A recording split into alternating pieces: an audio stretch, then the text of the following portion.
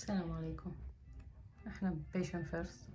طبعا مكان نظيف ومرتب واسعاره حلوة، يدخلونا بسرعة، ينطونا غرفة خاصة. حبيت ارويكم فيديو قصير. أنا بمكان اسمه بيشن فيرست، كاتبين هنا شنو الاشياء اللي من حقنا انه نسويها. من حقنا انه نسأل على warm blanket، يعني بطانية دافية، ووتر، تي، كافي، نقدر ناخذ مي او شاي او قهوة. إذا تشوفون الخدمات شلون ممتازة صراحة، واسعارهم حلوة، مو مثل المستشفيات تكون غالية كلش. وهذا هو اسم المكان، Patient First.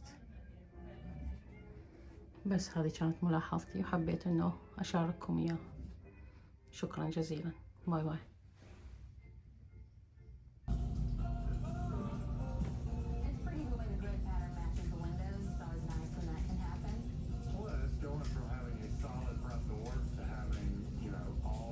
Patient first.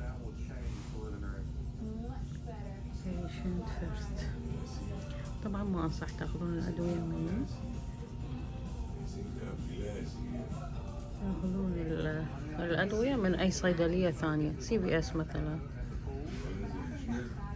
لان هنا الادوية عندهم غالية بس اسعارهم بصورة عامة ممتازة، فانصح بيه جدا. هذا شكل العيادة مالتهم، ما عليهم ازدحام، دائما يعني فارغين، ما يأخروكم هواية.